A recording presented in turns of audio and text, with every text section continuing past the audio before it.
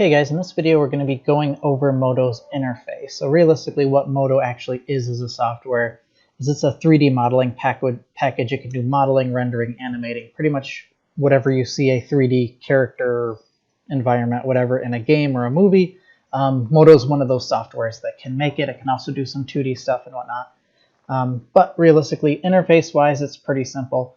This little guy right here is your 3D viewport. There's really nothing in here, so not paying attention to what I'm doing. Oops. There we go.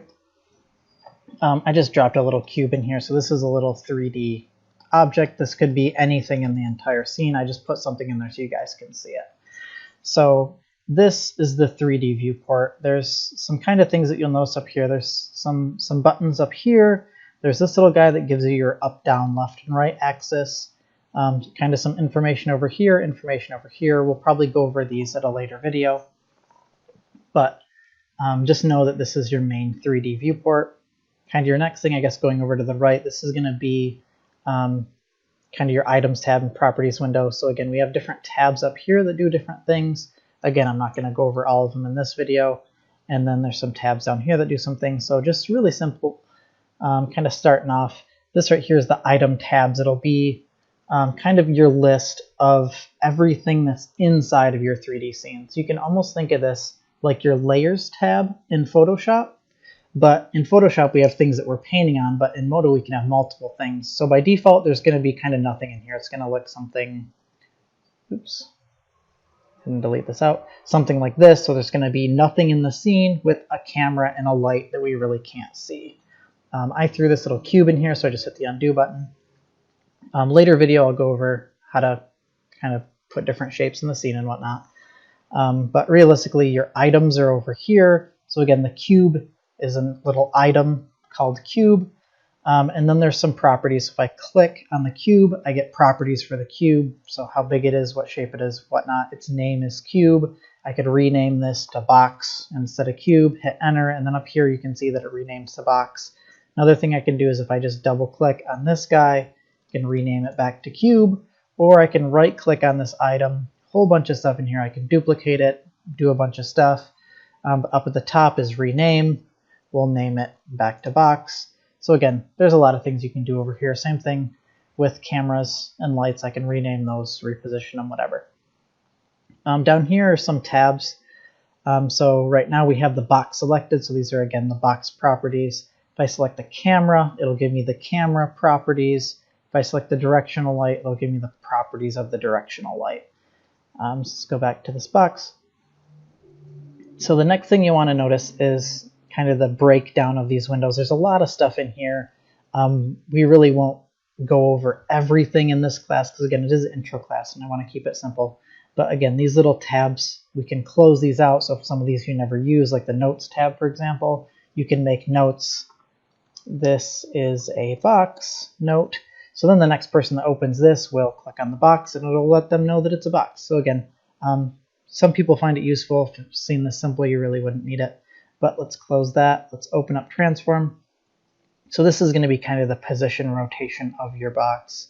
So there's a handful of things in here. So I'll just leave these open. So the next thing that you'll notice, aside from these tabs up here, is we have these little side tabs right here. So surface, curve, display. Just some other things in here. Sometimes we'll be jumping into these side tabs. It just depends. So again, just know that we have the item up here. These are the properties for that item, and again, the properties window. And then these are a new set of tabs. So first selection, second selection would be these guys, and third selection would be these, all of them having their own menus. So the next thing we can go over is, oops, it's not actually doing anything. Up here, we kind of have a menu that kind of goes along the top right here that has some stuff.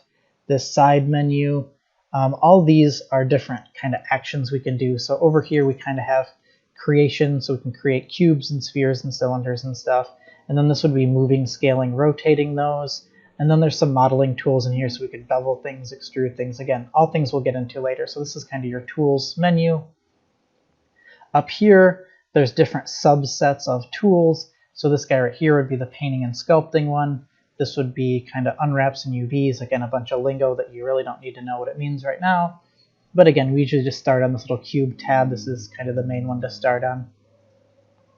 These would be kind of different sub-elements, action centers, fall-offs. These are all things that we'll cover later. Symmetry, just a bunch of commonly used tools. The next thing I guess we can go to would be these. These are different layouts, what it's called. So there's a model quad layout. So this would be the primary layout if you're modeling something.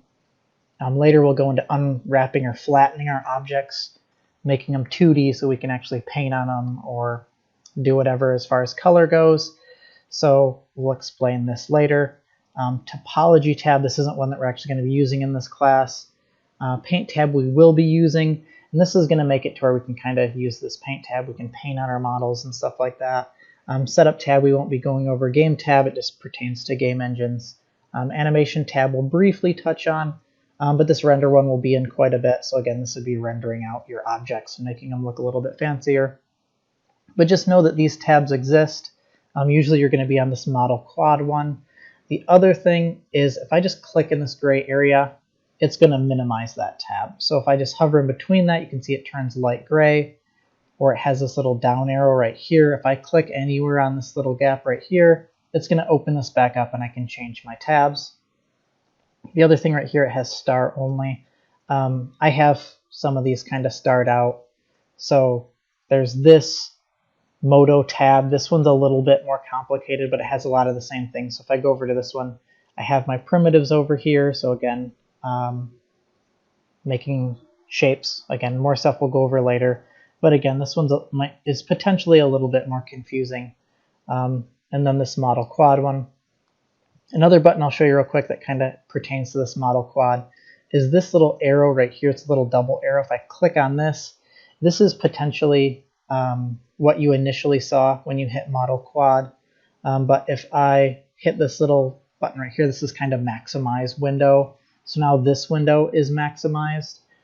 So again, this, if I look in the upper left, it says top view. This little guy's front view, perspective, or this is like my 3D view. And then this is a perspective also. Later on, we'll go over customizing these and changing these to whatever you want.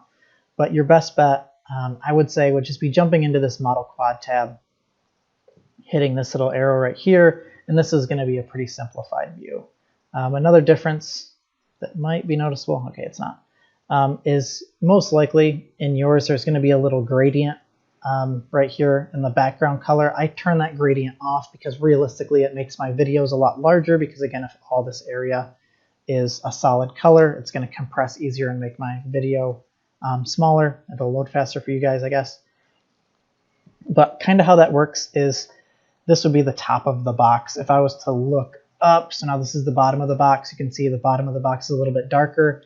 Your gradient up here, it would make this like the sky. It's lighter up here, and if I was to look down here would be darker. That's realistically just so you can stay oriented inside of 3D. Some people get kind of confused when they're in 3D. And again, we'll go over navigation, so moving around your objects in a different video. But again, that's just to keep you oriented correctly. So that's what that gradient's for.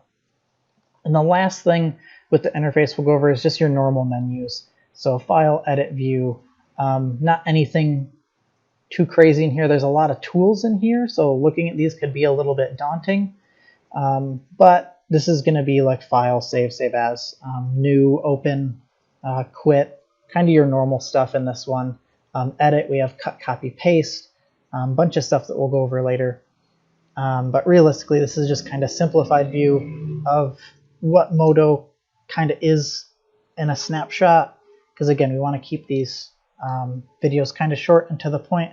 So again, this one you didn't really need to follow along to it all. It was just kind of pointing out the various parts of the software.